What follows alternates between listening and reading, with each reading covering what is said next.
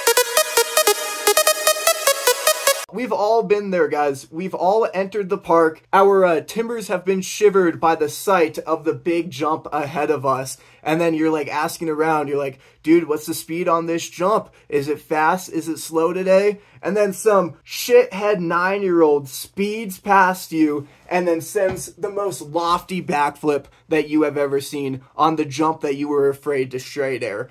This kid kills your confidence. He will be a future Olympian someday, but I'm going to put him in the neutral evil, and that is just simply out of jealousy and envy. I do not like the 9-year-old that knows how to backflip, and neither should you, unless you are that 9-year-old. Congrats, you're going places, buddy. Keep it up. Next up, we have the slut strand shoddy. This isn't derogatory because these girls refer to the hair going out of the goggles as slut strands. I love a slut strand shoddy. These girls, they ride hard, they send hard, and they get bodied even harder. I have seen the most horrific slams from this demographic of skiers and boarders. But after they get completely bodied on a rail, they just unstrap, hike back up, and then get it the next try. You would go to the hospital if that slam happened to you, but a slut strand shoddy girl just gets right back up and then gets that frickin' back lip that next try. They're a chaotic good for sure. They're great to have in your crew. If you're a guy and if you have a slut strand girl in your crew, there's a 1000% chance that you are permanently in the inescapable friend zone, and this is just a reality that you gotta accept, brother. But if you are just meeting one for the first time, gentlemen, respectfully shoot your shot, because these are a fun-loving bunch, and they are typically beautiful women, some of the hottest chicks on the mountain. I think the slut strand shoddy is more chaotic than the weekend warrior student. Slut strand shoddies are usually weekend warrior students for the most part, and they're typically more chaotic. Next up, we'll be looking at older women, the lodge mama, the cougar, the MILF. There are subtle differences between these three types of people, but for the most part, they are pretty similar. I gotta give credit where credit's due. Lodge mama is a term coined by 986 Productions. They're out here making indisputably the baggiest pants in the game. I've been told that these pants may be able to bag yourself a lodge mama. Sorry, women my age, but the lodge mama is just more of a rare mythical beast that you know, kind of allures me more just because they're more mysterious, and I want to understand the ways of the lodge mama. It's a blessing when you're in the lodge getting a beer and an older woman is talking to you. They're a lawful good on the mountain. We all look up to these cougars and MILFs. Thanks for saving our lives, mister.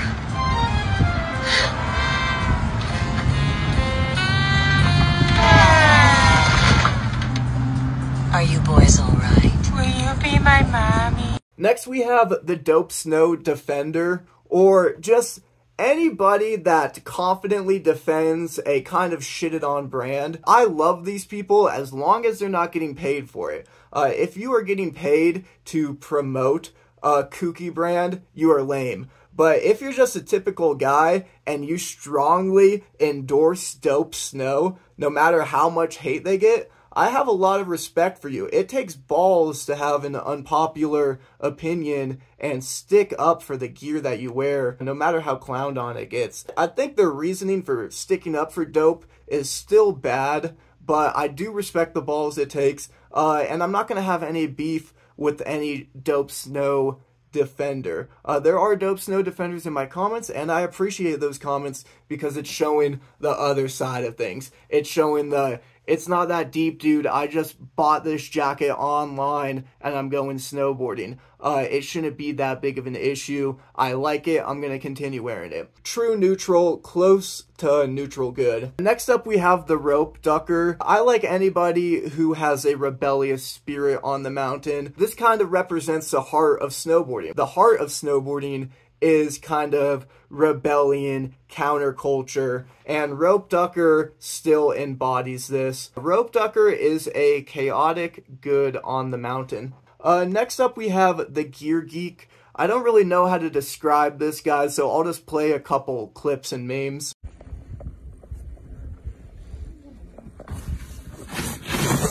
That board has early rise rocker, and it won't keep up with my style of riding. This guy exists in almost every single hobby, and they're never actually that skillful at the hobby that they know so much gear nerd shit about. They may say something like, oh, I wish I had my powder board today, or if I had a park board, I would totally tame dog. We always know that's a lie, but we just have to sit on the chairlift and be like, yeah, dude, you would get it. If only you had a different board, if only your bindings were different, if only your boots were different, you could definitely tame dog, which we all know this guy's never sending anything. He's a bitch. Gear Geek is a nerdy, lawful, evil. I do not like this guy. Next up, we have the filmer. Props to all filmers out there. They are sacrificing their opportunity to hit the rail, to hit the jump, to film your mediocre clip, and you gotta have a lot of respect for them for that. They are a neutral good. I'm gonna put them only on A tier though, because there are horrendous filmers out there that, like, you shouldn't even bother asking your buddy to film if you know they're a horrendous filmer, because you'll get the clip and you'll just be like, damn dude, you should have just hit that jump too. Like this, I'm not gonna do anything with this. Even if they are a horrendous filmer, they still belong in neutral good. Their heart's in the right place. Next up, we have the backpack speaker guy. This guy is so hated on. I get it, like this guy is 1000% annoying. I don't like the backpack speaker guy, but I don't necessarily think he's evil. I don't think he is a demon that us snowboarders need to slay. He is not the worst person on the mountain. This is probably the most controversial take of this whole video. I've noticed this after reading this Reddit forum, but I still stand by it because I know none of you guys will say shit when Zeb Powell shows up in your gondola blasting his music from his speaker. You guys won't be saying shit in that situation, so I stand by backpack speaker kid only in neutral.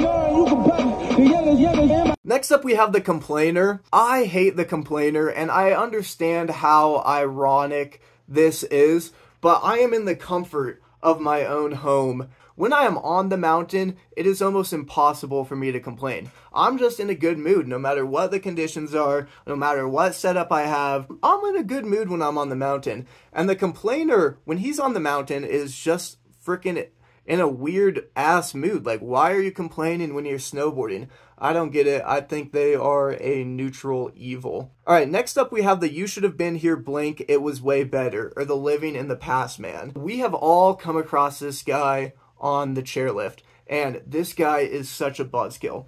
So imagine your buddies, you're snowboarding with one other guy, it's a freaking awesome pow day, you're scoring some nice laps, some nice turns, and then you're going up a chairlift with some rando. You're like, dude, it's pretty fun out today, right? And he's like, yeah, it's alright, but it was better this morning, or it was better 2 years ago, or last week. This guy's best day was always in the past. 1000%, this guy will say something like, oh, this is good, but it's not as good as the winter of 2014. You know that on the best day possible in 2014, that guy was complaining and found something wrong with that best day that he always goes back to, and he was definitely saying, oh, it was better 2 weeks ago. Like, this guy has never truly had a best day. His best day was always in the past. He is a neutral evil, even worse than the complainer. The best time to be snowboarding is right then and there, no matter what conditions. You should just be happy that you're on the mountain. Alright, next up we'll be looking at the opposite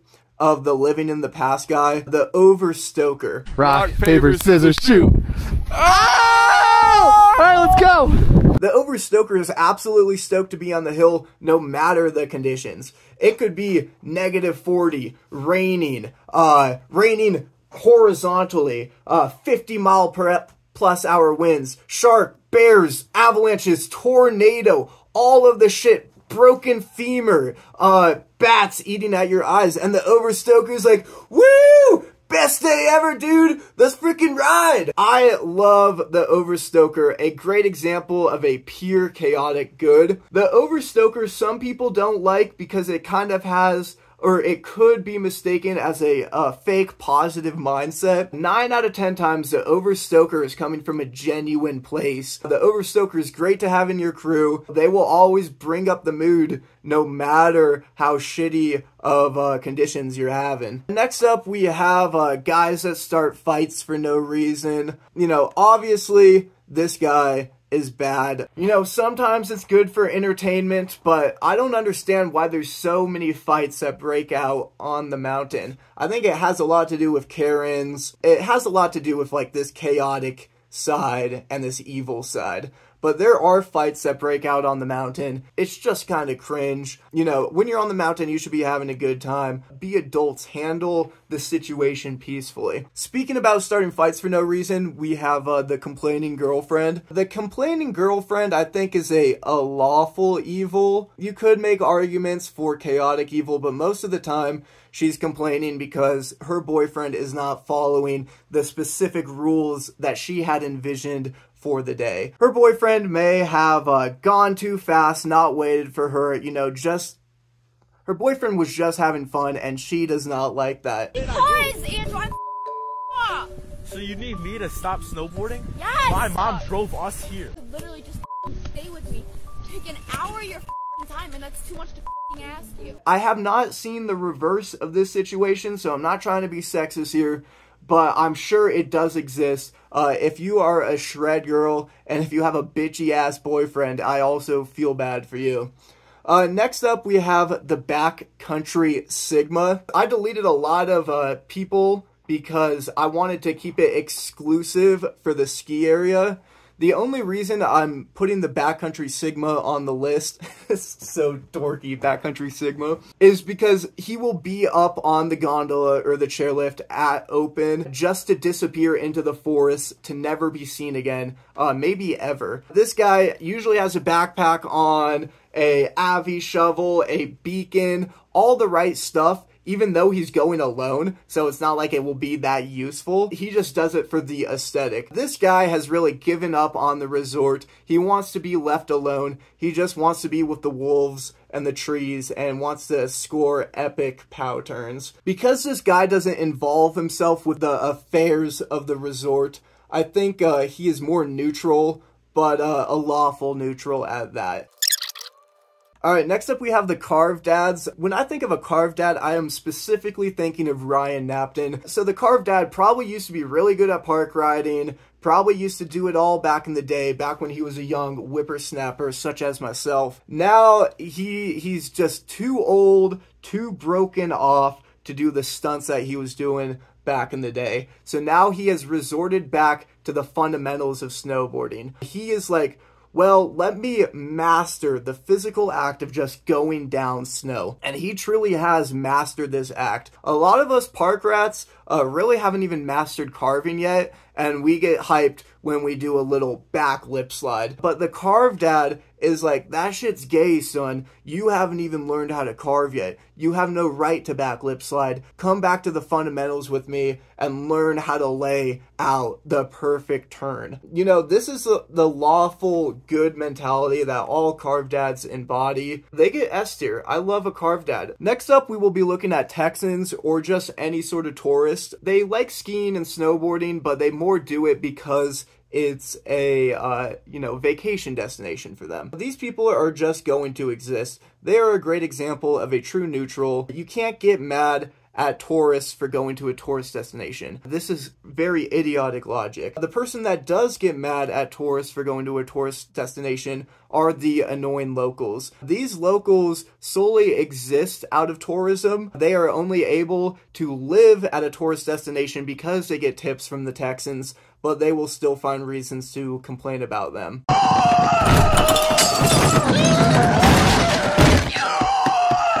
The annoying local isn't a local. They've only lived there for 4 years, and they probably only live there part-time. A lot of annoying locals are college students, like Steamboat, for example, has a college, and then there'll be students that go there for only 6 months and then call themselves a Steamboat local. And these people, you know, they're kind of annoying, but if that same person then complains about the influx of tourists or the traffic, they are extremely annoying. And that's who I'm going to be talking about here. They moved to a top 10 skiing destination, not only in the country, but in the world, and then have the audacity to complain about Texans or to complain about traffic. There are ski resorts out there that are struggling to stay open. Why don't you move there and pay half the rent of what you're paying now if you really don't like tourism that much. The annoying local is more stupid than evil, but I'm going to put them in neutral evil for this chart. Most locals are really sick, they're really cool, they understand this concept, but the annoying local gets F'd here. And next we have the shooter sharer, or the beer baron.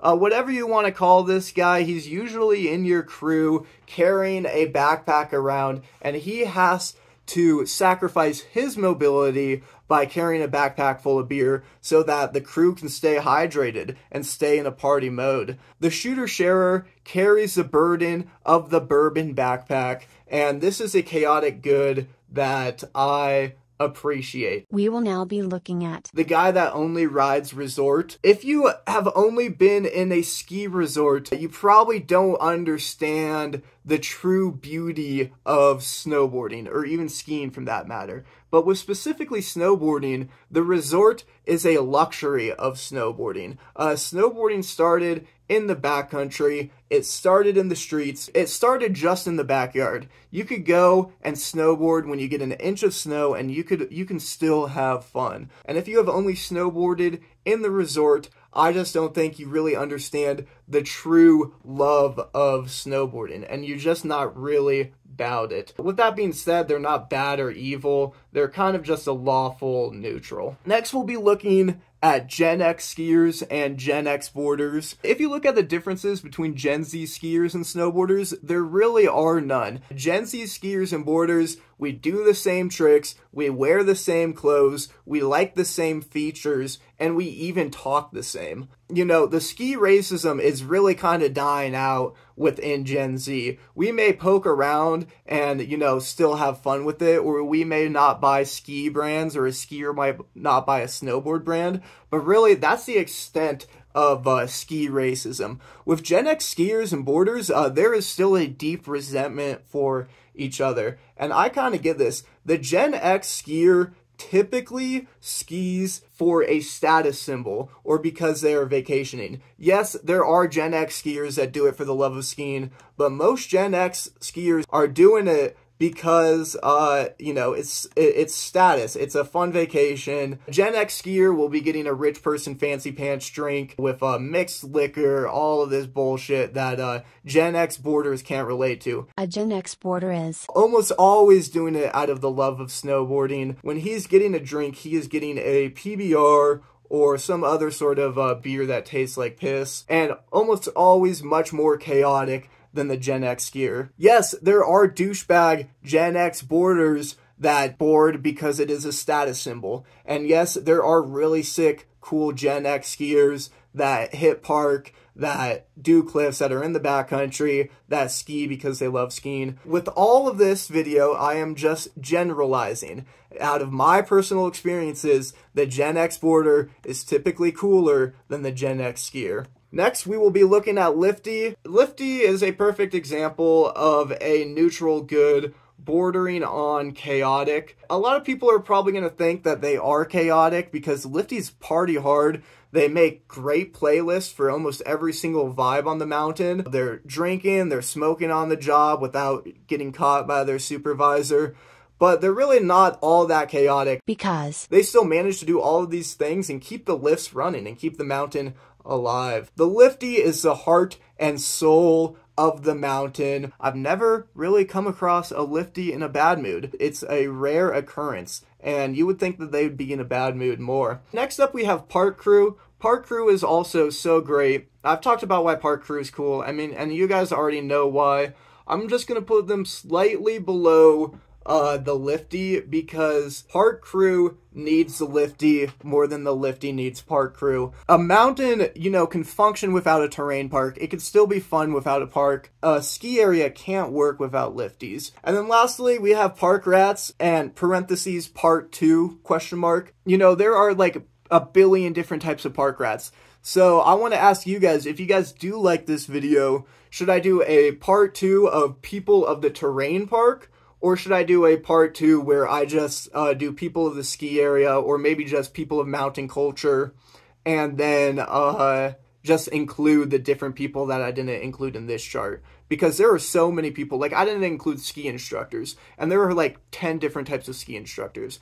Basically, what I'm saying with this one is, what should I do for the next video? But park rats, because there are so many different types of them, I think they're just a true neutral. I myself am a park rat, so I'm gonna put it higher in the true neutral tier.